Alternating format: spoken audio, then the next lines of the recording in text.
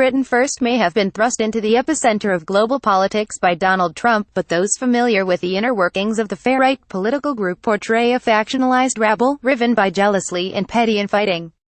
People who have mixed with the group's senior echelons also describe mammoth drinking sessions, threats of violence and boasts of inciting conflict with Britain's Muslim community.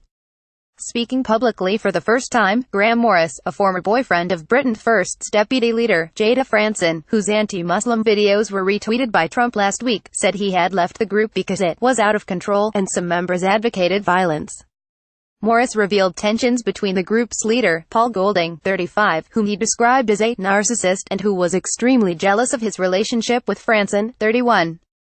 Morris, 54, who lives near Hinckley, Leicestershire, and left Britain First several months ago, also revealed how members would plot large-scale anti-Muslim attacks, describing one such plan hatched after a Britain First demonstration in Birmingham in June.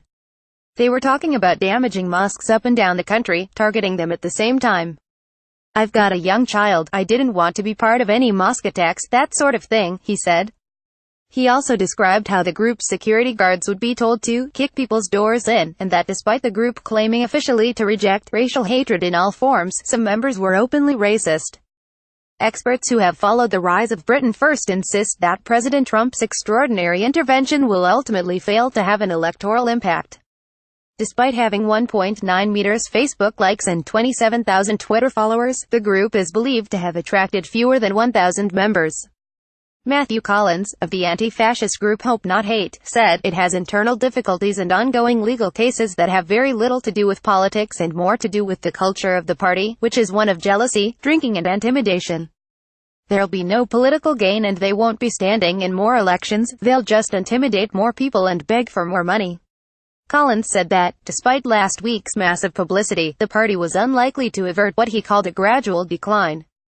The nature of Britain First is that during the last 6 to 12 months it has become more and more extreme, returning to its British National Party roots, and the relationship between its senior members is unlikely to be repaired. Morris, who said he became involved with Britain First earlier this year because of his concerns over Sharia law, said he quickly became disillusioned with its racist and violent tendencies.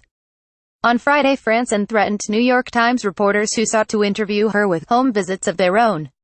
Morris's misgivings first began during the Britain First protest in Birmingham in June when Franson invited his 10-year-old son onto the stage. "She was asking me to bring my son to the demonstration and then she took him on stage, then there was a picture of my son on stage, used in a publicity stunt, like some sort of poster boy. I wasn't very happy with that and we started falling out," added Morris, who said that he had contacted the police regarding harassment since he had left the group.